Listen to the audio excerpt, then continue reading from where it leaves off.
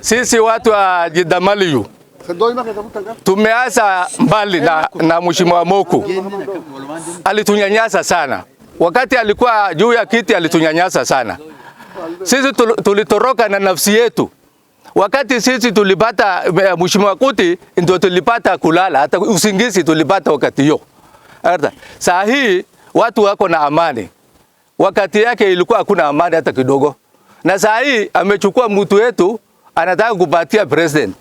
Na hiyo sisi tulisema tu hiyo si president ya Jidamaliyu ya Jima.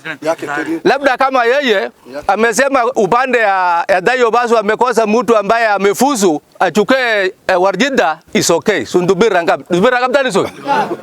Oja ini aka karayu vidurda abesu ni oja tinde. Akisema huyu ndo atasaidia kuwakilisha jamii yake, sisi hatuna upingamizi.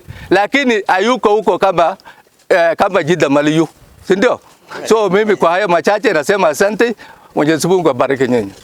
Kwa jina naitwa Ibrahim Hukaboru. Mimi ni mmoja wa jalabi ya Jidamaliyu. Mimi ni mmoja ya member ya secretariat ya Jidamaliyu. So nikiwa hapa niko na madaraka mbili. Kitu ya kwanza,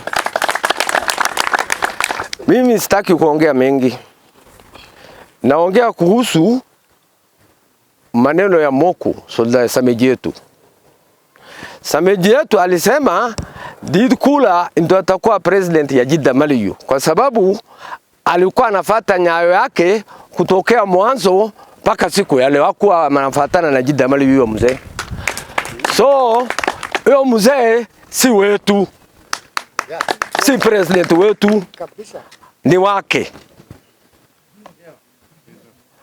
Jambo la pili, sisi kama Jidamaliyu tuko na umoja. Jidamaliyu tuko na unity kali. Jidamaliyu iko na structure yao, iko secretariat, iko council of elders, iko president, iko deputy president. Hiyo structure ndio inahudumia Jidamaliyu. Kulingana na hiyo statement vile mzee hiyo Moku alitoa, Jidamaliyu walisikia uchungu. Isiolo North na South yote wametoa press, wanasema hiyo hatuko ndani, hiyo ni yake. Kwa hivyo hata mimi nasema hiyo ni Sameji yetu Moku, apeleke president yake mali na apeleka aapishe mali ataapishia. Si tuliapisha yetu kitambo. President yetu ni Diba Kiena. Tukirudi pande ya siasa, sisi tuko 2 term kwa President Ruto. Sisi tuko 2 term kwa governor. Sisi tuko 2 term kwa women rep. Sisi tuko kwa super senator Godana Doyo. So hiyo ndio uamuzi yetu na hakuna kurudi reverse. Kuna wachache wetu wako nje. Hiyo watu wachache ndio nadanganywa na hiyo team kutumia hawa mbaya. Na tuko na plan ya kutafuta hawa tukae chini tujue shida ni nini. Asanteni sana kwa hayo machache. Kwa majina ni Abdi Abdurrahman Uka. Mimi ni msanii yule aliimbia Jima, mwenye alitoa nyimbo ya Jima. Tuko hapa siku ya leo kwa kuzungumzia umoja wa Jima na kupinga ile kuapisha kwa rais mwingine kesho, kupinga hiyo uapisho wa hiyo rais. Kwa hivyo sisi tuko na wazee wetu, hakuna haja mtu anatutolea mtu, sisi tumetosha kujitolea mtu.